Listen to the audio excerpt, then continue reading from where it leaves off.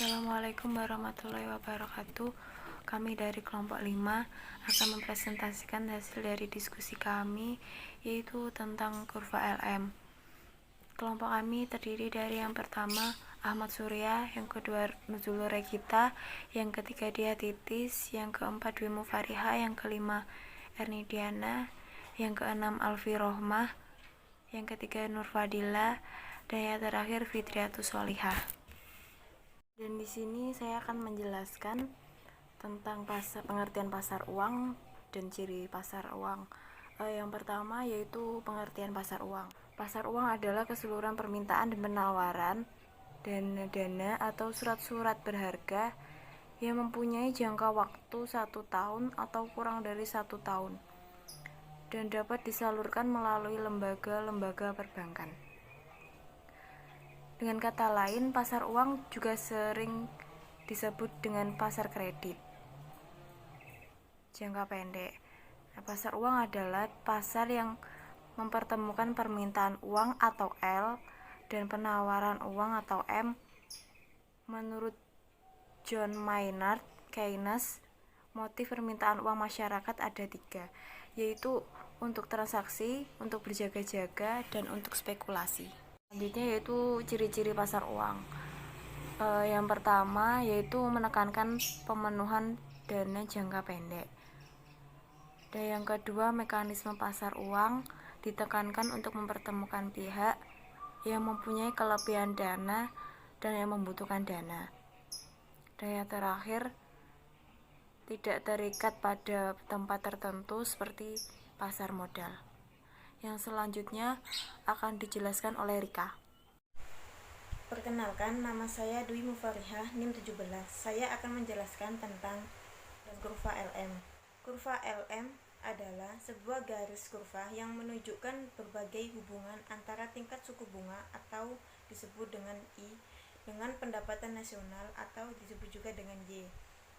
Dalam kondisi keseimbangan di pasar uang, keseimbangan pasar uang terjadi pada kondisi fungsi permintaan uang sama dengan fungsi penawaran uang.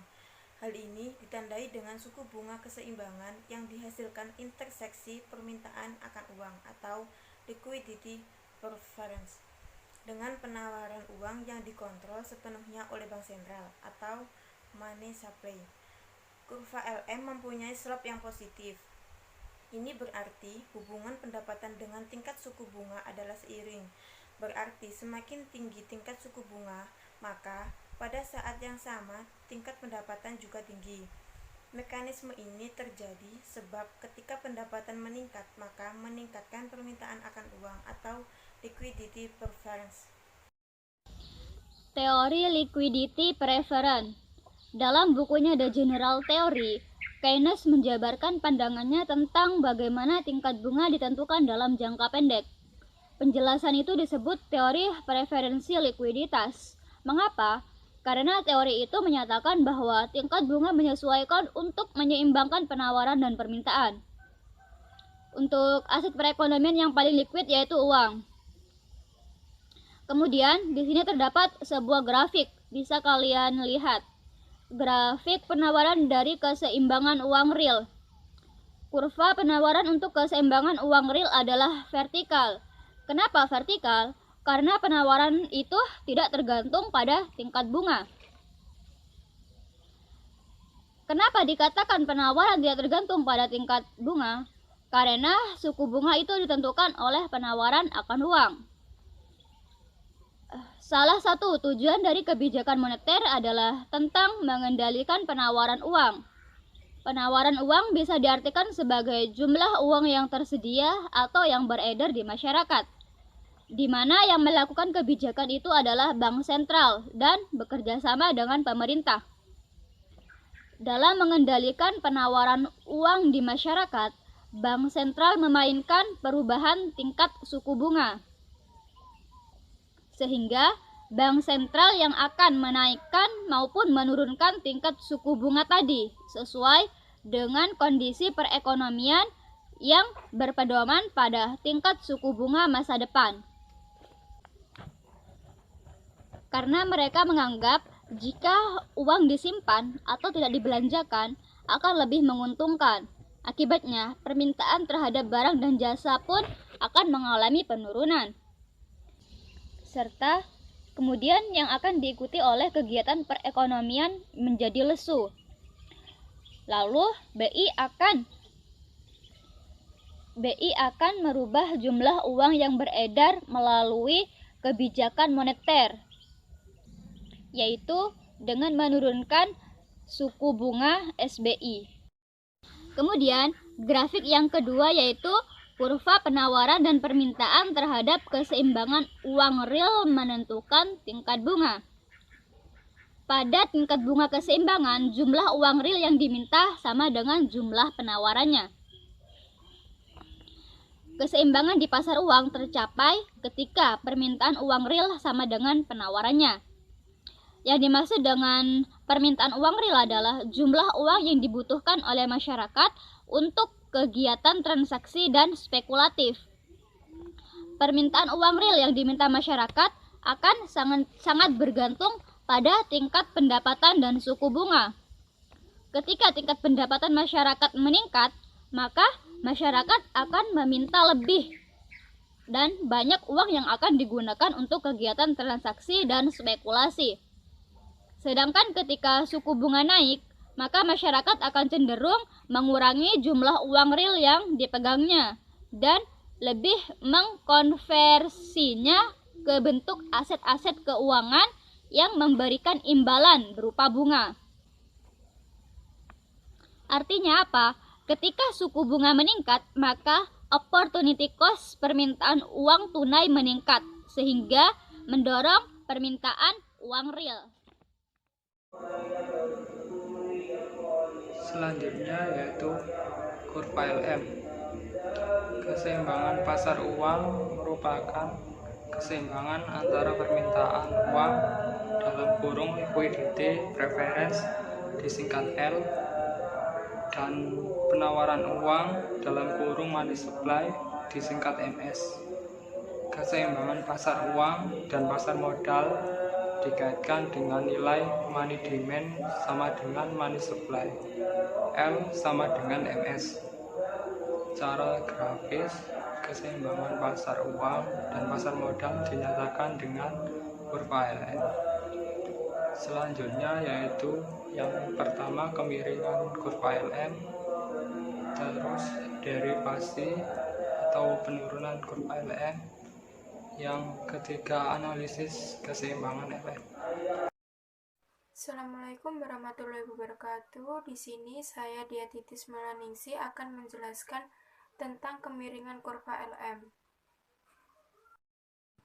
Nah, kita lihat panel di sebelah kanan memperlihatkan pasar uang penawaran saldo real adalah garis vertikal.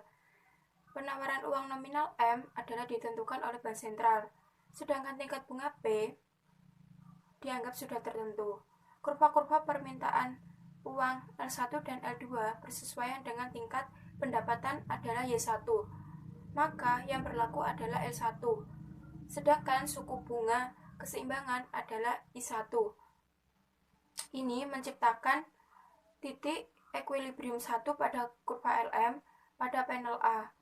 Pada tingkat bunga pendapatan Y2 yang lebih besar daripada Y1, tingkat suku bunga keseimbangan adalah I2 yang melahirkan titik equilibrium 2 pada kurva LM.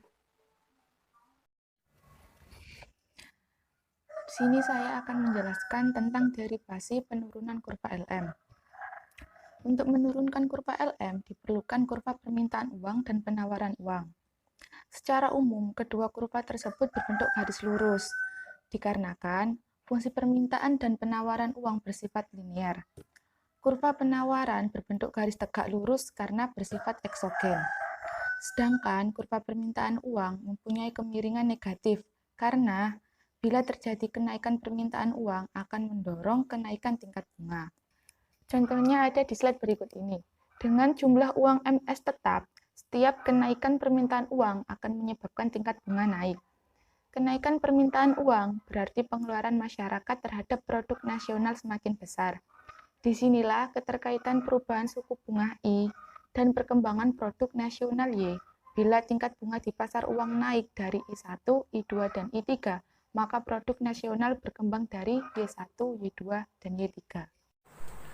Baik, sini saya Fitriyatul Salihah. Saya akan menjelaskan tentang analisis penentuan keseimbangan kurva LM dan pergeseran kurva LM. Pada analisis penentuan keseimbangan kurva LM, keseimbangan di pasar barang menunjukkan bahwa peningkatan tingkat suku bunga mendorong terjadinya penurunan output. Keseimbangan pasar uang menunjukkan bahwa peningkatan output akan mendorong peningkatan tingkat suku bunga ketika kurva IS berpotongan dengan kurva LM.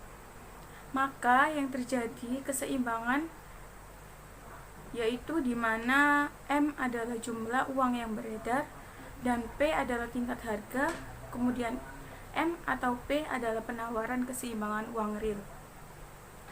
Selanjutnya pergeseran kurva LM. AC money policy akan berdampak pada peningkatan demand for real money balance, yaitu jika semakin banyak uang beredar, maka semakin turun nilai uang tersebut. Artinya semakin rendah pula tingkat suku bunga. Pada kurva di sebelah saya, di sebelah kiri terjadi peningkatan money supply dari MS per P ke MS per P aksen, yang akan menggeserkan equilibrium permintaan penawaran uang dari sisi E ke E aksen. Pergeseran equilibrium dengan penurunan tingkat suku bunga dari R ke R aksen, perubahan tercermin pada pergeseran kurva LM secara sejajar dari LM ke LM aksen. Kemudian tight money policy. Kebijakan ini diambil pemerintah melalui bank sentral untuk mengurangi jumlah uang beredar. Pada tight money policy akan terjadi pengurangan supply yang menggeser kurva penawaran uang ke kiri dari MS per P ke MS per P aksen, yang menyebabkan pergeseran dari E ke E aksen dengan menaikkan tingkat suku bunga dari R ke R aksen. Akibatnya kurva LM bergeser ke atas secara sejajar menjadi LM aksen. Pada kurva sebelah kanan, pada PPT di sebelah saya. Terima kasih. Selanjutnya akan dijelaskan oleh Mbak Gita. Wassalamualaikum. Perkenalkan, nama saya Nuzulur Regida. Di sini saya akan menjelaskan tentang faktor-faktor yang mempengaruhi kurva LM. Yang pertama yaitu jumlah uang yang beredar di masyarakat. Yang kedua yaitu jumlah banyaknya uang yang diminta untuk spekulasi otonom. Yang ketiga yaitu kepekaan permintaan uang untuk transaksi dan berjaga-jaga. Yang keempat adalah kepekaan permintaan uang untuk spekulasi terhadap suku bunga. Yang kedua juga saya akan menjelaskan dampak kebijakan moneter terhadap keseimbangan pasar uang, yaitu kontraksi moneter atau pengetatan moneter berhubungan dengan penurunan penawaran uang. Ketika terjadi peningkatan penawaran uang tersebut disebut juga sebagai ekspansi moneter. Kebijakan moneter tidak mempengaruhi kurva IS, tetapi hanya mempengaruhi kurva LM. Misalnya, ketika terjadi peningkatan penawaran uang, kurva LM akan bergeser ke bawah. Sekian presentasi dari kelompok kami. Mohon maaf bila ada salah-salah kata. Wassalamualaikum warahmatullahi wabarakatuh.